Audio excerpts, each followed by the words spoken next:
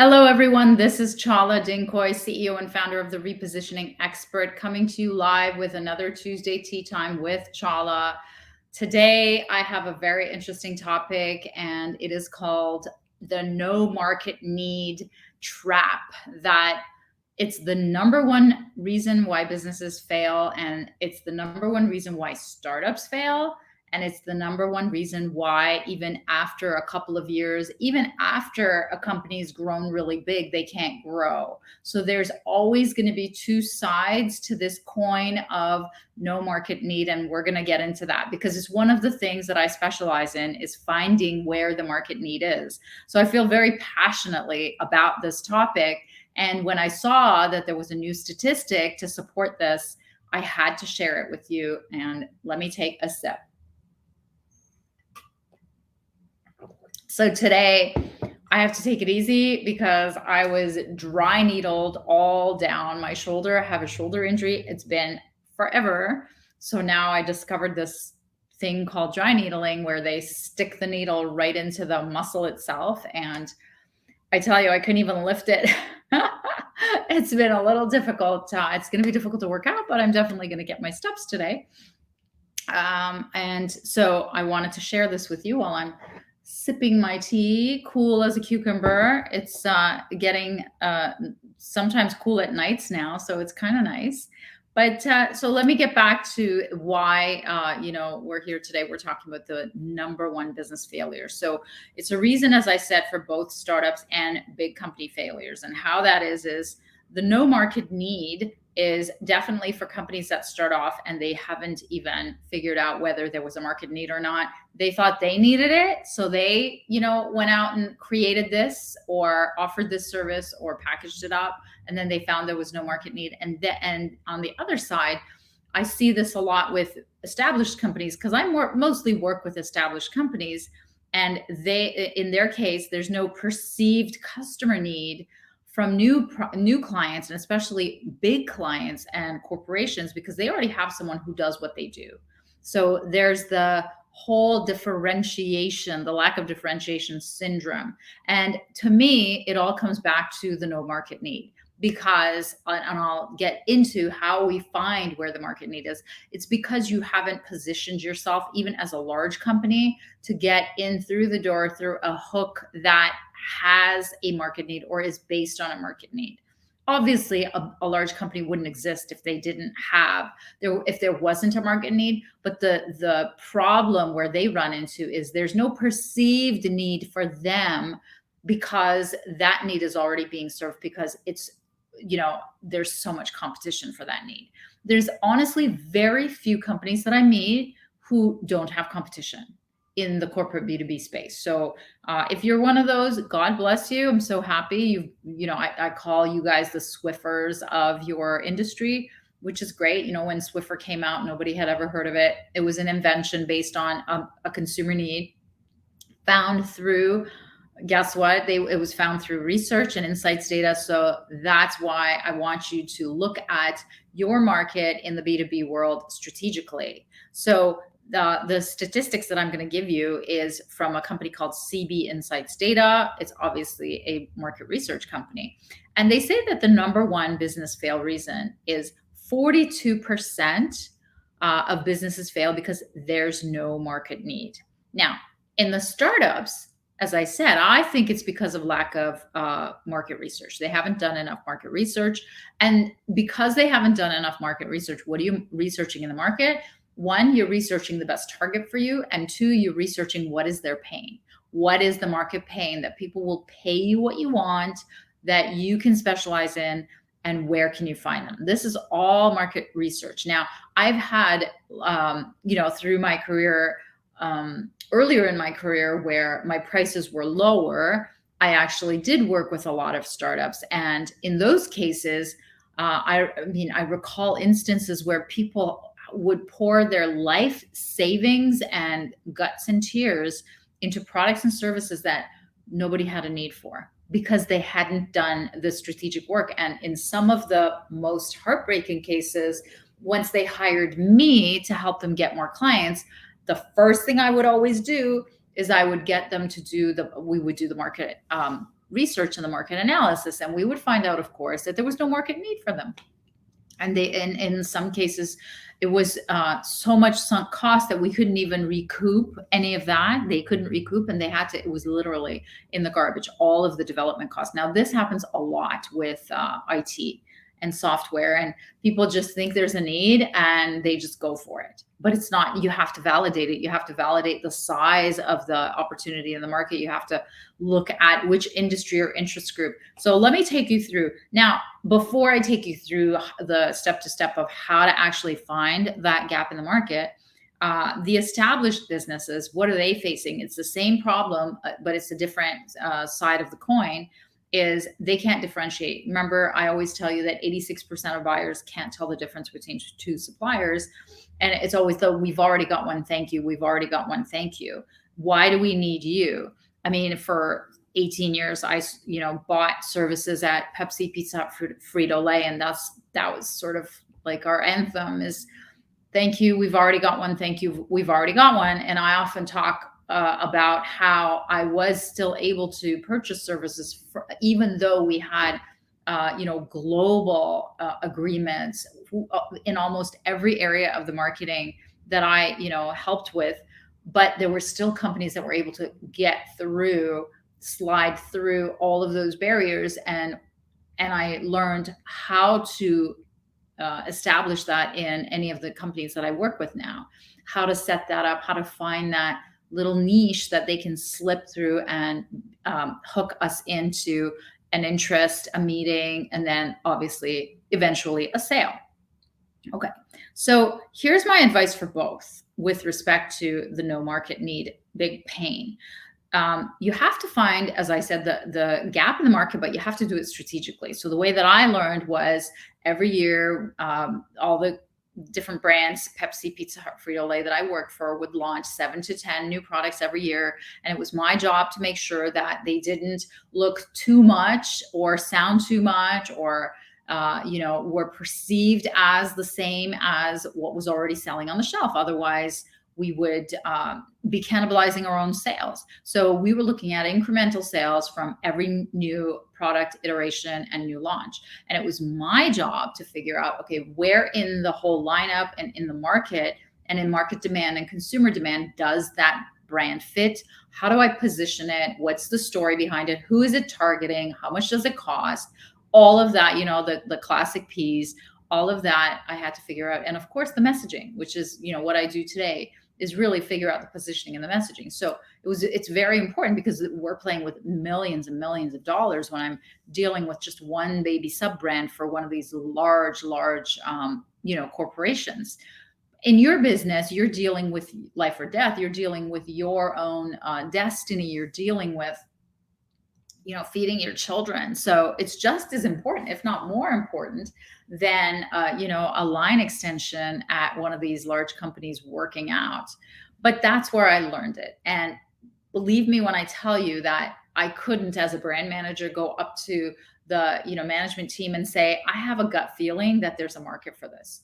Even if I did, even if I, followed all the trends, even I had to show proof. And the number one proof that they wanted was consumer research. That's what they bought into.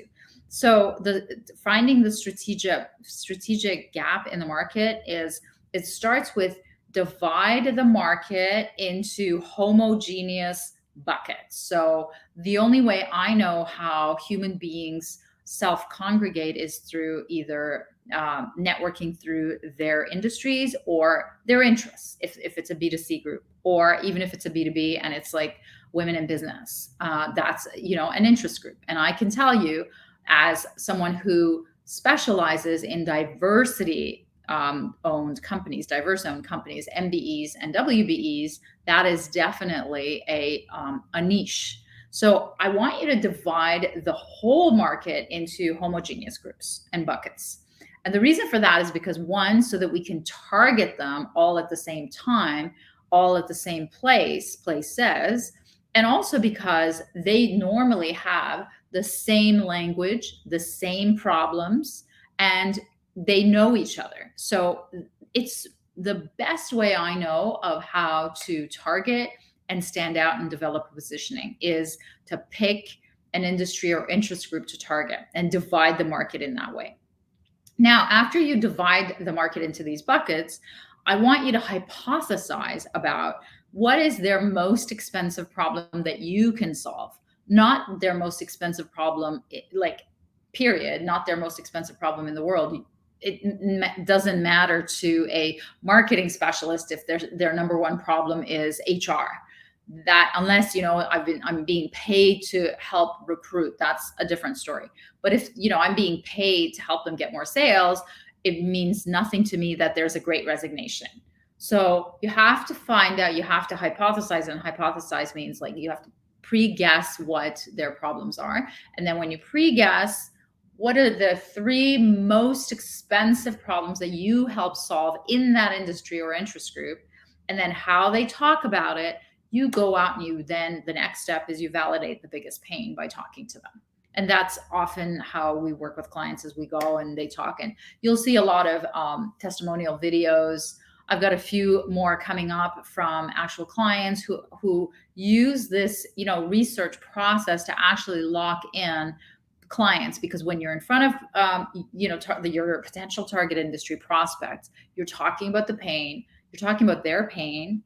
And then, they know that you can help with that pain because you're just talking to them and putting yourself in front of them to talk about their pain strategically positions you as knowing something about the pain or trying to find out more about the pain, because you're speaking strategically to that one bucket of, cohesive bucket of people about 2 or 3 pain points that they're suffering from. And they're mostly around the same area because they're all related to the one thing that you do.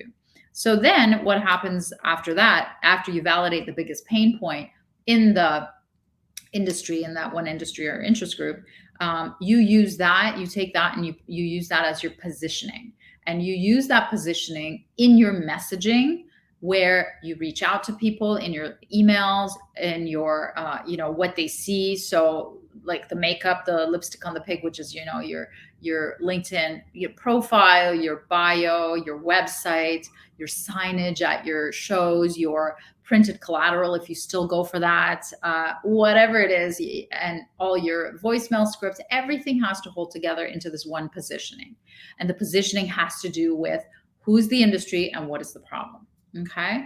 And so when you're positioning your messaging on the winning pain point, that's how you differentiate yourself, because most people in your industry will try to position themselves around all the pain points, which is not positioning at all. There's no positioning. If you don't have a position, you're everywhere. When you're everywhere, you're nowhere, sadly. So that's really what I wanted to talk to you about. The no market need is because, one, people are not doing this process to figure out, is there even a need for this business or service? That's number one. Number two is, once they've become an established company, they're not doing this research and the strategic work to figure out, how do we hone in and focus on one specialty, one pain point, one target, so that we can hit in and we can hook our way into a meeting. And remember, I told you about all the 18 years of when I used to work for a corporation, and I had to buy through established partners and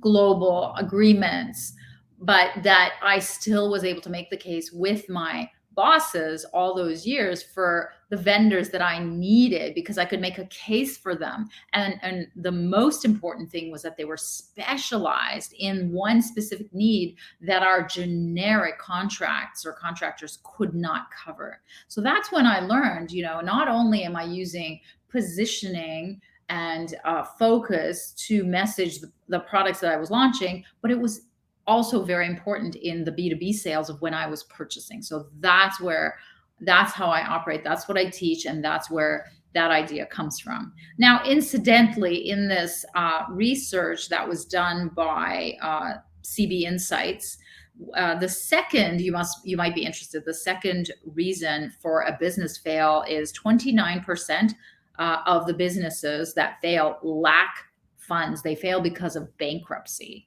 So to me, again, this is related to, because whenever I meet small business owners and I ask them, like, how have you figured out your strategy. How have you figured out who you're going to target and what is your niche? And most of the time, they don't even know what I'm talking about. But for those who do know what I'm talking about, they've either fallen into it or they've guessed it. So, what happens when you're not working? And a lot of people have said this, Chala, we didn't even know that a strategist like you existed. Now, I'm not so special that I'm the only person who does this, but there are people who are strategists, and they help you figure out where to focus and how to position and how to package what you're saying so that it's relevant.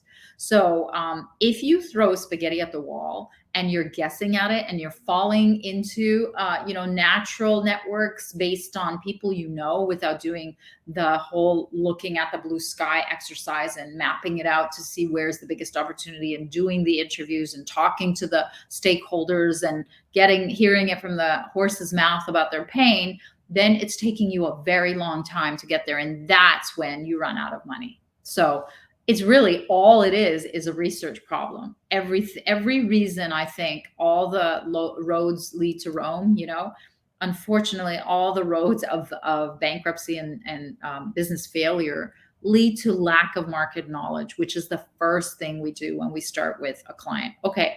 And the third business fail reason, according to this research, was that 23% of businesses fail because of lack of employee teamwork. And so that's less my bailiwick, which is, the culture, the onboarding, the common vision. The one thing that I do pitch in on is the strong brand. And what is a brand is really, it's made up of who you are, like what your why, but also your who do you target? What do you help with?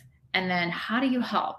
And then lastly, it's who you are. So it's a combination, all of that. You have to get crystal clear before you can determine what your brand is. And all sorts of research will tell you that more employees are loyal, and in fact, they seek out employment from large brands. In fact, I just read the article, Dan Price, the CEO of Gravitas Payments, he made the news, I think it was in 2005, where he took equal pay. He used to have $1.5 million paycheck, and he took a pay cut because he wanted to equalize the pay in his virtual payment monitor business. So he made the minimum wage $70,000. So every single employee was going to be paid $70,000. Now he's had to step away.